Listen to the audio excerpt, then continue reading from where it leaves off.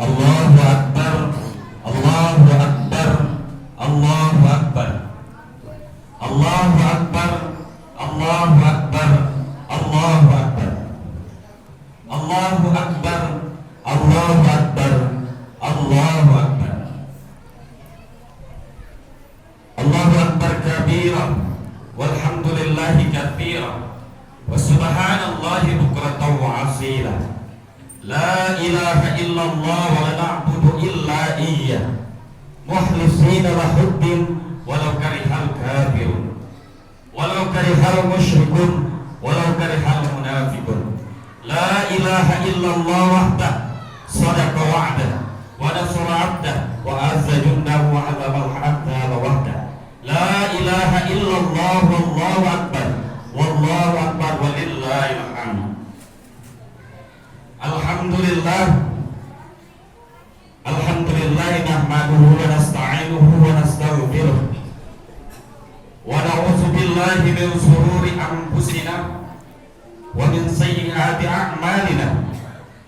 May yahdihillahu fala mudilla lahu wa may yudlilhu fala hadiya lahu.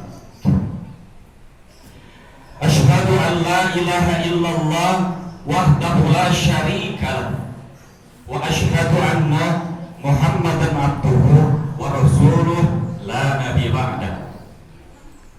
Qala Allah subhanahu wa ta'ala fil Qur'anil Karim, a'udzu billahi minasy syaithanir rajim.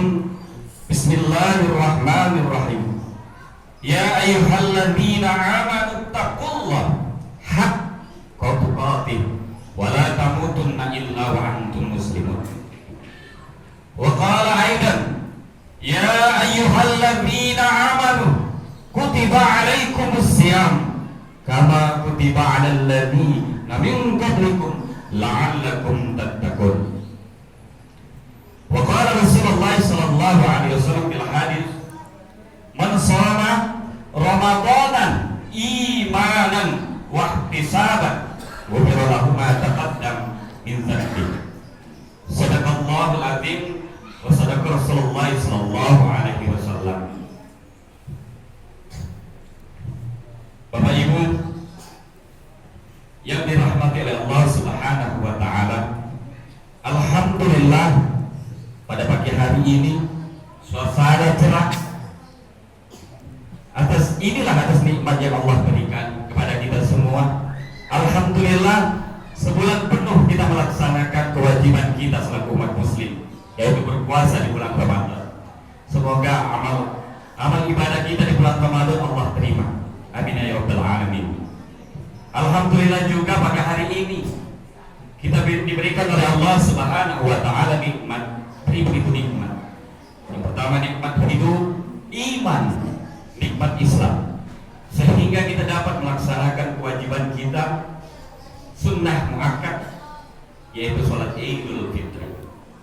Yang kedua, Bapak Ibu semua, salawat beriring salam senantiasa kita sampaikan, kita curahkan ke junjungan kita Nabi Allah. Allahumma shalli ala sayyidina Muhammad wa ala sayyidina Muhammad Rasulullah, keluarganya, sahabat-sahabatnya, serta kita pengikut-pengikut beliau, pengikut Rasulullah sallallahu alaihi wasallam sampai yaumul qiyamah, sampai akhir zaman. Allahu akbar, Allahu akbar, Allahu akbar walillahil hamd. Bapak Ibu sekalian, setiap khatib menyampaikan khutbah terkhusus pada Jumat, dan saya mengajak, tak bosan-bosannya khatib mengajak, marilah kita tingkatkan iman dan takwa kita kepada Allah Subhanahu wa taala dengan sebenar-benarnya takwa. Ya ayyuhalladzina amanu taqullaha haqqa tuqatih wa la tamutunna illa wa antum muslimun.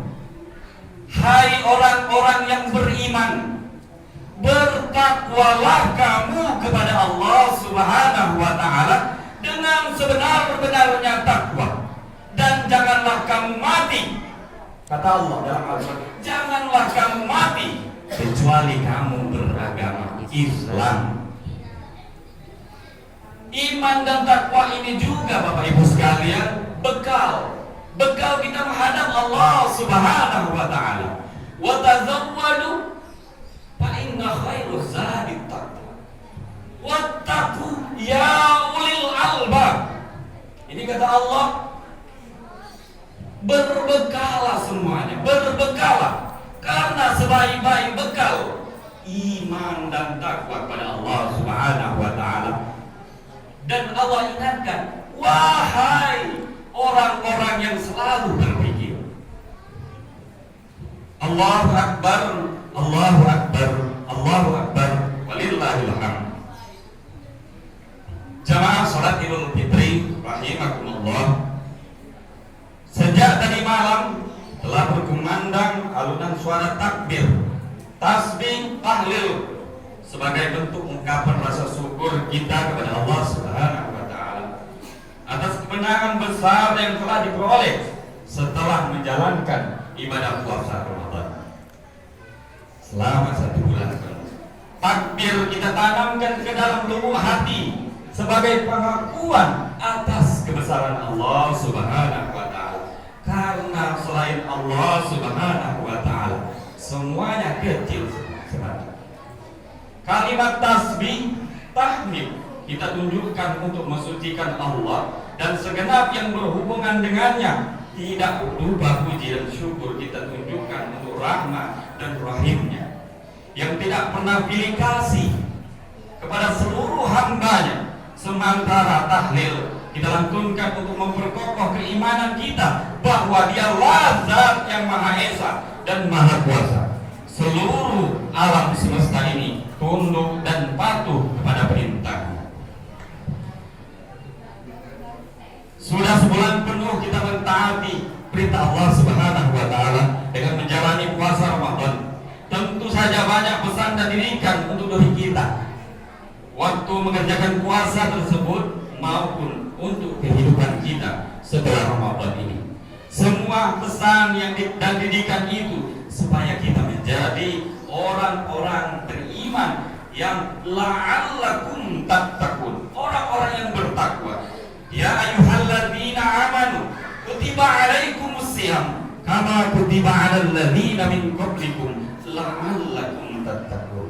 Hai orang-orang yang beriman, diwajibkan atas kamu berpuasa sebagaimana diwajibkan atas orang-orang sebelum kamu, la'allakum tattaqun, agar kamu bertakwa.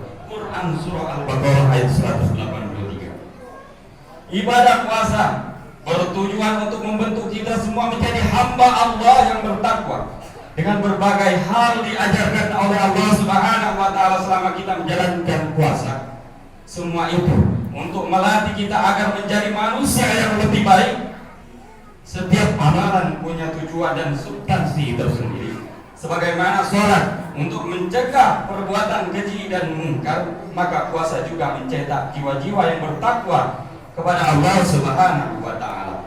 Kenapa dengan berpuasa bisa menjadikan kita orang-orang bertakwa? Karena ketika kita berpuasa, kita dituntut untuk menahan diri dari hawa nafsu, bahkan dari hal-hal yang pada dasarnya halal seperti makan dan minum. Kita diajarkan untuk menahan diri, tidak makan dan tidak minum. Sehingga bila manusia menahan diri dari hal-hal yang halal saja mampu, apalagi menahan diri dari yang haram-haram. Apa itu takwa Bapak Ibu sekalian? Allah berfirman dalam Al-Quran di dalam surah At-Tahrim yang artinya mereka tidak mendurhakai Allah terhadap apa yang diperintahkan kepadanya. Mereka dan selalu mengerjakan apa yang diperintahkannya. Itu yang dimaksud dengan takwa. Sehingga takwa ini juga merupakan standar paling tinggi tingkat kemuliaan manusia. Seberapa tinggi derajat mulia manusia tergantung pada seberapa tinggi takwanya. Inna akramakum indallahi atqakum.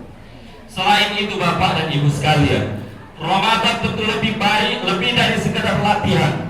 Ia wahana penempaan diri sekaligus rahmah, maghfirah, dan lebih dahsyat lagi itqun minan nar. pembebasan dari api neraka. Sehingga hari raya setelah Ramadan ini adalah Idul Fitri. Makna Idul Fitri kembali suci. Setelah dosa-dosa kita diampunkan oleh Allah Subhanahu wa taala, setelah pahala-pahala yang kita didapatkan selama bulan Ramadan, dan saya selaku khotib mengucapkan selamat kepada antum semua yang telah berpuasa dan sholat qiyamul lail pada bulan Ramadan karena iman dan mengharapkan ridha Allah Subhanahu wa taala. Insya Allah Anda semua, insya Allah kita semua kembali fitri, kembali suci berdasarkan hadis Rasulullah Shallallahu Alaihi Wasallam, man shoma Ramadana imanan wa ihtisaban ghufira lahu ma taqaddama min dhanbi. Barang siapa berpuasa di bulan Ramadan dengan iman dan mengharap ridha Allah Subhanahu wa taala, maka Allah ampuni dosanya yang terdahulu. Dan hadis berikutnya, man qoma Ramadana imanan wa ihtisaban ghufira lahu ma taqaddama min dhanbi. Barang siapa yang sholat qiyamul lail pada bulan Ramadan, sholat tarawih, sholat malam pada bulan Ramadan dengan mengharapkan ridha Allah Subhanahu wa taala, maka Allah akan ampuni dosanya yang terdahulu. Masya Allah, subhanallah. Mudah-mudahan kita kembali fitri. Amin ya rabbal alamin. Allahu akbar, Allahu akbar, Allahu akbar walillahil hamd. Bapak dan Ibu jamaah salat Idul Fitri yang dirahmati Allah Subhanahu wa taala. Para ulama membagi perbuatan manusia setidaknya ada 4 garis besar. Yang pertama ibadah. Ibadah ini mencakup sholat, puasa, berzakat, baca Al-Quran, dan berhaji dan lain sebagainya. Ini termasuk ke dalam kategori ibadah. Murni kita mengerjakan untuk mengharapkan keridhaan Allah Subhanahu wa taala. Yang kedua, adat kebiasaan. Semua kebiasaan atau kebutuhan kita sehari-hari termasuk ke dalam kategori ini. Seperti tidur, makan, mencari rezeki, dan lain sebagainya. Adat atau kebiasaan ini bisa kita tarik menjadi ibadah atau bernilai ibadah ketika meniatkannya semata-mata karena Allah Subhanahu wa taala. Tapi sebaliknya, kalau adat atau kebiasaan ini menjadi penghalang bagi kita untuk beribadah kepada Allah Subhanahu wa taala, maka akan berubah menjadi ghaflah atau bahkan menjadi maksiat kepada Allah Subhanahu wa taala. Yang ketiga, ghaflah. Ini Bapak Ibu sekalian yang sering kita lalai, susah untuk ditinggalkan. Bahkan muaranya terkadang menjadi maksiat. Ibu-ibu atau bahkan bapak-bapak yang suka nonton sinetron, bahkan adik remaja putra maupun putri yang suka main gadget, yang lupa waktu saat azan berkumandang, tidak menghiraukannya, terus saja asik dengan tontonannya, ini termasuk ke dalam kategori ghaflah. Ketika tidur ataupun duduk-duduk santai ketika azan sudah berkumandang di masjid sehingga tidak sholat berjamaah di masjid, ini termasuk ghaflah. Bahkan dapat dosa kalau melalaikan waktu sholat. Ketika semua perbuatan dunia ini menyebabkan kita lupa dengan perintah Allah, ini adalah ghaflah yang menjerumuskan kita kepada maksiat. Bapak Ibu semuanya, pada yaumil mahsyar nanti ada yang dibangkitkan oleh Allah Subhanahu wa taala dalam keadaan kubur. Nauzubillahi min dzalik. Allah berfirman dalam Al-Qur'an yang artinya, dan barang siapa berpaling dari peringatanku, maka sungguh dia akan menjalani kehidupan yang sempit, dan kami akan mengumpulkannya pada hari kiamat dalam keadaan buta. Dia berkata, ya Tuhanku, mengapa engkau kumpulkan aku dalam keadaan buta, padahal dahulu aku dapat melihat. Dia Allah berfirman,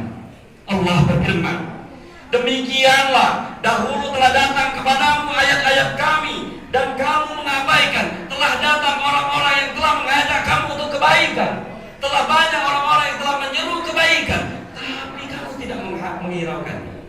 Jadi begitu pula pada hari ini kamu akan diabaikan. Ini Allah Subhanahu wa taala yang berbicara. Yang keempat, maksiat. Maksiat ini semua perbuatan yang bertentangan dengan apa yang Allah perintah dan apa yang Allah larang, termasuk dalam kategori ini Meninggalkan sholat 5 waktu itu maksiat, Bapak Ibu sekalian. Meninggalkan sholat Jumat itu maksiat.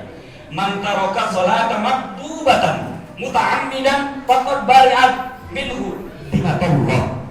Barang siapa meninggalkan sholat yang wajib dengan sengaja, maka janji Allah terlepas darinya. Allahu Akbar, Allahu Akbar, Allahu Akbar, walillahil hamd.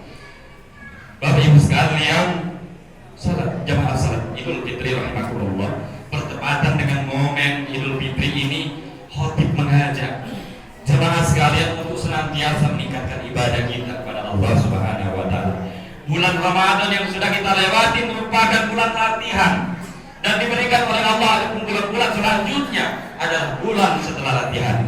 Berhasil atau tidaknya kita selama bulan Ramadan yang baru kita lewat ini dapat kita lihat manifestasinya di bulan-bulan selanjutnya. Allah berfirman, dan carilah pada apa yang telah dianugerahkan Allah kepadamu negeri akhirat, dan janganlah kamu melupakan bagianmu dari kenikmatan duniawi, dan berbuat baiklah kepada orang lain sebagaimana Allah telah berbuat baik kepadamu, dan janganlah kamu berbuat kerusakan di muka bumi. Sesungguhnya Allah tidak menyukai orang-orang yang berbuat kerusakan. Quran surah Al-Qasas ayat 77. Ayat ini juga menjelaskan tentang satu ayat sebelum ayat ini, yaitu yang artinya sesungguhnya Qarun adalah termasuk kaum Musa, maka ia berlaku aniaya terhadap mereka, dan kami telah menganugerahkan kepadanya perbendaharaan harta yang kunci-kuncinya sungguh berat dipikul oleh sejumlah orang yang kuat-kuat. Ingatlah ketika kaumnya berkata kepadanya, janganlah kamu terlalu bangga. Sesungguhnya Allah tidak menyukai orang-orang yang terlalu membanggakan diri. Quran surah Al-Qasas ayat 76.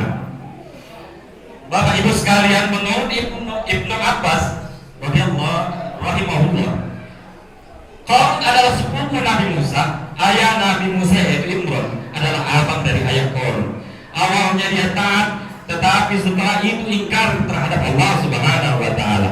Jangan sampai kita sama seperti Qarun yang lupa untuk beribadah kepada Allah Subhanahu wa taala lantaran sibuk mencari rezeki, sibuk dengan hal duniawi. Padahal dalam ayat tadi jelas bahwa Allah memintakan untuk mempersiapkan diri sebaik-baiknya untuk kehidupan akhirat. Tapi kenyataan hari ini Bapak Ibu sekalian berbanding terbalik. Di saat panggilan Allah di masjid, hayya 'alas shalah, hanya beberapa saja yang langsung bergegas ke masjid. Saat subuh dikumandangkan, as-salatu khairun minan naum, semakin larut tidur. Padahal sholat jamaah itu sangat dianjurkan oleh Rasulullah SAW.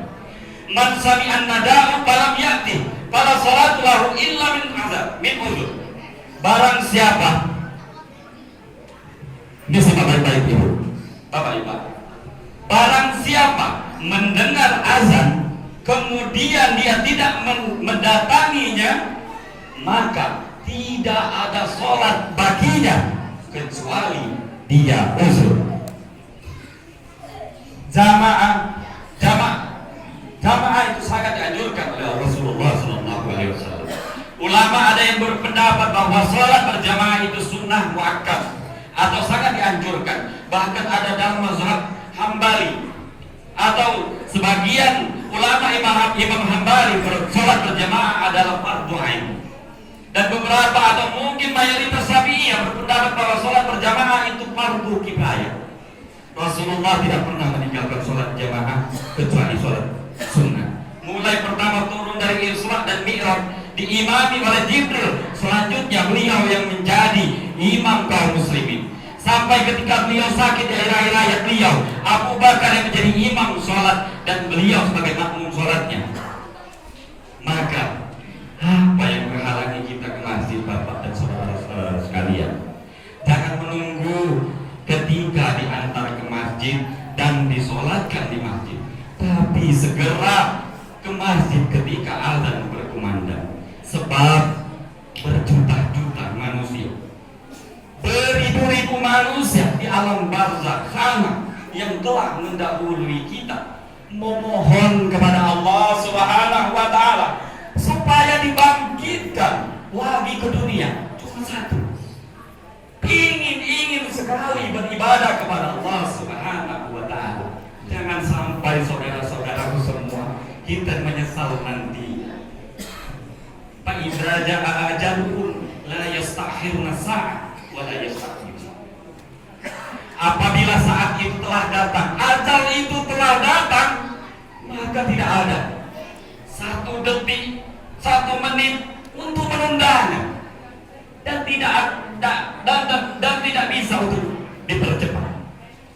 Allahu Akbar, Allahu Akbar, Allahu Akbar, walillahil hamd. Bapak-bapak dan ibu-ibu yang saya hormati, Hasan Al-Basri yang merupakan seorang sufi, beliau pernah ditanya, apa rahasia zuhud Anda? Beliau menjawab, aku tahu rezekiku tidak akan diambil orang lain, karena itu hatiku selalu tenang. Aku tahu amalku tidak akan dikerjakan orang lain, karena itulah aku sibuk beramal soleh. Jadi tidak perlu mati-matian kita dalam mengajar materi duniawi. Kita mati-matian pun memang segitu yang Allah sediakan untuk kita. Tapi mati-matianlah dalam berbuat amal soleh. Jangan mengira amal kita saat ini sudah cukup untuk kita ke surga. Pernahkah kita melakukan amal soleh sunnah lainnya? Bersedekah, baca Quran. Kapan terakhir kita kerjakan? Kita lakukan. Sholat tahajud, kapan kita terakhir melaksanakan sholat tahajud? Atau tidak pernah sama sekali dalam hidup kita mengerjakan sholat tahajud. Padahal kata Rasulullah SAW, Allah turun ke langit dunia setiap malam pada sepertiga malam terakhir. Allah lalu berfirman, siapa yang berdoa kepadaku, niscaya aku kabulkan. Siapa yang meminta kepadaku, niscaya aku beri. Siapa yang meminta ampun kepadaku, tentu aku ampuni. Demikianlah keadaannya hingga terbit fajar. Sidang jamaah salat Idul Fitri yang dirahmati oleh Allah Subhanahu wa Ta'ala. Terakhir Bapak dan Ibu sekalian, saya selaku khotib ingin menyampaikan pesan kepada bapak-bapak dan ibu-ibu sekalian sebagaimana pesan Al-Qur'an yang artinya, dan hendaklah takut kepada Allah Subhanahu wa Ta'ala orang-orang yang seandainya meninggalkan di belakang mereka anak-anak yang lemah, yang mereka khawatir terhadap kesejahteraannya mereka. Oleh sebab itu hendaklah mereka bertakwa kepada Allah, dan hendaklah mereka mengucapkan perkataan yang benar. Bapak Ibu sekalian, kita adalah suri tauladan untuk generasi muda. Kesuksesan generasi kita sekarang karena kesuksesan